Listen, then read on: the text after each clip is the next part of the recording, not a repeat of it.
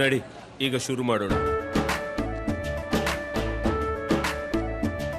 ಕೇಸರಿಯಿಂದ ಮನೋಲ್ಲಾಸ ಮನಸ್ಸು ಮತ್ತೇರಿ ಕುಣಿದಾಡಿದೆ ನೋಡು, ಮನಸ್ಸು ಮತ್ತೇರಿ ಕುಣಿದಾಡಿದೆ ನೋಡು. ಕ್ಷಣ ಕ್ಷಣವೂ ಆಚರಿಸಿ ಕೇಸರಿ ಹಬ್ಬ. ವಿಮಲ್ ಬಾಯಲ್ಲಿ ಹೇಳಿ ಕೇಸರಿ. ಪರಿಷತ್ ಫೈಟ್ಗೆ ಜೆಡಿಎಸ್ ಕೂಡ ಸಿದ್ಧತೆಯನ್ನ ಮಾಡಿಕೊಳ್ತಾ ಇದೆ.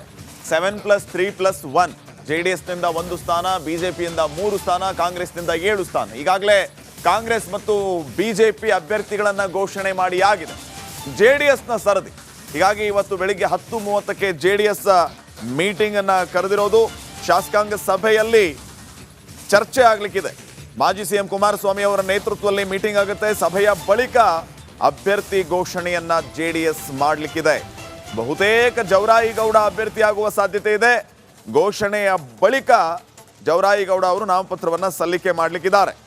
ಹಾಗಿದ್ರೆ ಜೆಡಿಎಸ್ನಿಂದ ಆಲ್ಮೋಸ್ಟ್ ಜವರಾಯಿಗೌಡ ಫಿಕ್ಸ್ ಆಗಿದ್ದಾರೆ. ಅಧಿಕೃತ ಘೋಷಣೆಯೊಂದೇ ಬಾಕಿ ಅಂತ ಹೇಳಲಾಗ್ತಾ ಇದೆ. ಅಧಿಕೃತವಾಗಿ ಘೋಷಣೆಯಾದ ನಂತರ ಜವರಾಯಿಗೌಡ ಅವರು ನಾಮಪತ್ರವನ್ನ ಸಲ್ಲಿಸಲಿಕ್ಕಿದ್ದಾರೆ.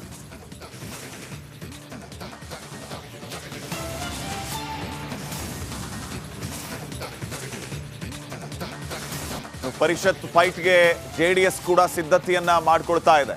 7+3+1 ಜೆಡಿಎಸ್ನಿಂದ 1 ಸ್ಥಾನ, ಬಿಜೆಪಿಯಿಂದ 3 ಸ್ಥಾನ, ಕಾಂಗ್ರೆಸ್ನಿಂದ 7 ಸ್ಥಾನ. ಈಗಾಗಲೇ ಕಾಂಗ್ರೆಸ್ ಮತ್ತು ಬಿಜೆಪಿ ಅಭ್ಯರ್ಥಿಗಳನ್ನ ಘೋಷಣೆ ಮಾಡಿ ಆಗಿದೆ. ಜೆಡಿಎಸ್ನ ಸರದಿ. ಹೀಗಾಗಿ ಇವತ್ತು ಬೆಳಿಗ್ಗೆ 10:30ಕ್ಕೆ ಜೆಡಿಎಸ್ ಮೀಟಿಂಗ್ ಅನ್ನ ಕರೆದಿರೋದು. ಶಾಸಕಾಂಗ ಸಭೆಯಲ್ಲಿ ಚರ್ಚೆ ಆಗ್ಲಿಕ್ಕಿದೆ. ಮಾಜಿ ಸಿಎಂ ಕುಮಾರಸ್ವಾಮಿ ಅವರ ನೇತೃತ್ವದಲ್ಲಿ ಮೀಟಿಂಗ್ ಆಗುತ್ತೆ. ಸಭೆಯ ಬಳಿಕ ಅಭ್ಯರ್ಥಿ ಘೋಷಣೆಯನ್ನ ಜೆಡಿಎಸ್ ಮಾಡಲಿಕ್ಕಿದೆ. ಬಹುತೇಕ ಜವರಾಯಿಗೌಡ ಅಭ್ಯರ್ಥಿಯಾಗುವ ಸಾಧ್ಯತೆ ಇದೆ. ಘೋಷಣೆಯ ಬಳಿಕ ಜವರಾಯಿಗೌಡ ಅವರು ನಾಮಪತ್ರವನ್ನ ಸಲ್ಲಿಕೆ ಮಾಡಲಿಕ್ಕಿದ್ದಾರೆ. ಹಾಗಿದ್ರೆ ಜೆಡಿಎಸ್ನಿಂದ ಆಲ್ಮೋಸ್ಟ್ ಜವರಾಯಿಗೌಡ ಫಿಕ್ಸ್ ಆಗಿದ್ದಾರೆ. ಅಧಿಕೃತ ಘೋಷಣೆಯೊಂದೇ ಬಾಕಿ ಅಂತ ಹೇಳಲಾಗ್ತಾ ಇದೆ. ಅಧಿಕೃತವಾಗಿ ಘೋಷಣೆಯಾದ ನಂತರ ಜವರಾಯಿಗೌಡ ಅವರು ನಾಮಪತ್ರವನ್ನ ಸಲ್ಲಿಸಲಿಕ್ಕಿದ್ದಾರೆ.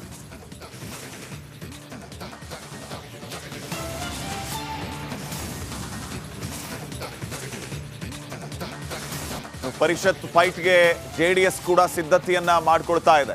7+3+1 ಜೆಡಿಎಸ್ನಿಂದ 1 ಸ್ಥಾನ, ಬಿಜೆಪಿಯಿಂದ 3 ಸ್ಥಾನ, ಕಾಂಗ್ರೆಸ್ನಿಂದ 7 ಸ್ಥಾನ. ಈಗಾಗಲೇ ಕಾಂಗ್ರೆಸ್ ಮತ್ತು ಬಿಜೆಪಿ ಅಭ್ಯರ್ಥಿಗಳನ್ನ ಘೋಷಣೆ ಮಾಡಿ ಆಗಿದೆ. ಜೆಡಿಎಸ್ನ ಸರದಿ. ಹೀಗಾಗಿ ಇವತ್ತು ಬೆಳಿಗ್ಗೆ 10:30ಕ್ಕೆ ಜೆಡಿಎಸ್ ಮೀಟಿಂಗ್ ಅನ್ನ ಕರೆದಿರೋದು.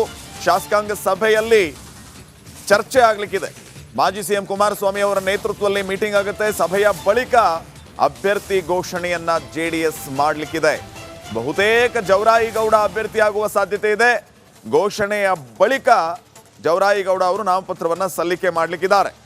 ಹಾಗಿದ್ರೆ ಜೆಡಿಎಸ್ನಿಂದ ಆಲ್ಮೋಸ್ಟ್ ಜವರಾಯಿಗೌಡ ಫಿಕ್ಸ್ ಆಗಿದ್ದಾರೆ. ಅಧಿಕೃತ ಘೋಷಣೆಯೊಂದೇ ಬಾಕಿ ಅಂತ ಹೇಳಲಾಗ್ತಾ ಇದೆ. ಅಧಿಕೃತವಾಗಿ ಘೋಷಣೆಯಾದ ನಂತರ ಜವರಾಯಿಗೌಡ ಅವರು ನಾಮಪತ್ರವನ್ನ ಸಲ್ಲಿಸಲಿಕ್ಕಿದ್ದಾರೆ.